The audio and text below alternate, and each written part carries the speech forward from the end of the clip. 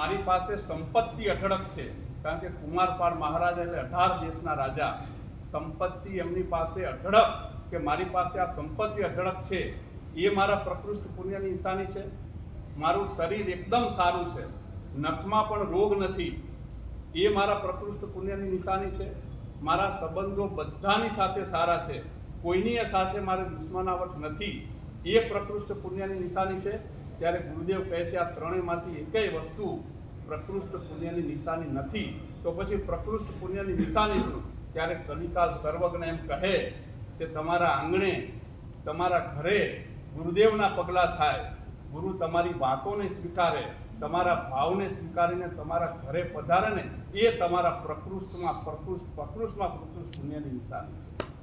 આજે નિશાંતભાઈના ઘરે, અને હું તો ઘણીવાર કહું છું કે તમારા એરિયામાં મહાત્મા આવે ને એ તમારું ભાગ્ય કહેવાય, તમારા ઘરમાં મહાત્મા આવે તમારું અહોભાગ્ય કહેવાય, તમારા દિલમાં મહાત્મા આવે તમારું સૌભાગ્ય કહેવાય, અને મહાત્માના દિલમાં તમે આવો ને એ તમારું પરમ સૌભાગ્ય. અને નિશાંતભાઈ અને એમનો પરિવાર એટલે આચાર્ય ભગવંતના દિલમાં આવેલો પરિવાર. બસ આજના પ્રસંગે છેલ્લી એક જ વાત કહીને વાતને પૂર્ણ કરીશ કે ગુરુદેવનો પરમ ગુરુ ભક્ત જીવનમાં ખૂબ પ્રગતિ કરે છે, અને એક વખત રાતે એને સપનું આવે છે, અને સપનાની અંદર આસપાસ કોઈ ફરતું હોય એવું લાગે છે. એટલે પૂછે છે કોણ છો? તો કે અહમ છું, અહંકાર છું. તો કે અહીં કેમ આવ્યો છું? તો કે જે વ્યક્તિ જીવનમાં પ્રગતિ કરે ને એની અંદર હું પ્રવેશ કરું છું. તો કે તે મારામાં પ્રવેશ કર્યો? તો કે ના, હજી પ્રવેશ નથી કર્યો, પણ પ્રવેશ કરવાની તૈયારીમાં છું. ત્યારે ગુરુભક્ત કહે છે કે મારી જે કંઈ પણ આ પ્રગતિ છે કે મારા ગુરુદેવ પૂજ્યપાદ આચાર્ય ભગવંત શીલ રત્ન સુરી માલ સાહેબની આશીર્વાદને કારણે છે. તે એમનામાં પ્રવેશ કર્યો? તો કે ના, એમનામાં પ્રવેશ નથી કર્યો. કેમ? તો કે હું પ્રવેશ કરવા માટે મેં પ્રયત્ન કર્યો, દરવાજો ખોલ્યો પણ ખરો, પણ રૂમની અંદર લબ્ધિ બાપાના એટલા બધા જાપ હતા, એટલા બધા જાપ હતા, એટલા બધા જાપ હતા કે હું પ્રવેશ ના કરી શક્યો. આ જાપની તાકાત છે.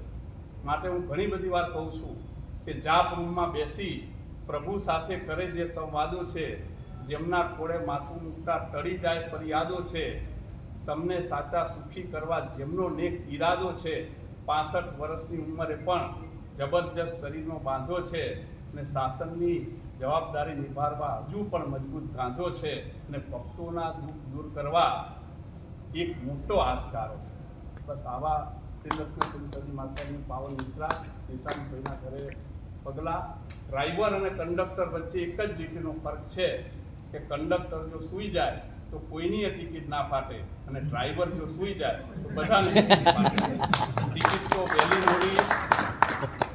તો વહેલી મોડી આપણી ફાટવાની છે.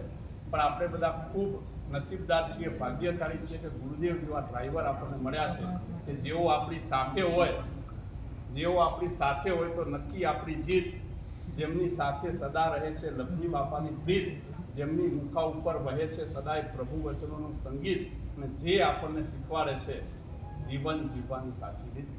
આવા ગુરુદેવના ચરણોમાં ગુરુદેવ જ્યારે પણ આવા પ્રસંગો હોય ખાસ યાદ કરે છે, એટલે ગુરુદેવનો હૃદયપૂર્વક ખૂબ ખૂબ આભાર. દિયા જ્ઞાન का अतुल भंडार हमें, किया भविष्य के लिए तैयार हमें, और जो किया आपने उस उपकार के लिए गुरुदेव नहीं शब्द हमारे पास आभार. छेल्ली 4 पंक्तियों कहीने बातने पूर्ण करीश कि नब्स मेरी देखी और बीमार लिख दिया, नब्स मेरी देखी और बीमार लिख दिया, क्या रोग है मुझे तो गुरुदेव का प्यार लिख दिया, और वारी जाऊँ उस डॉक्टर पर, हकीम पर और वैद्य पर जिसने दवा के बदले गुरुदेव आपका दीदार किया.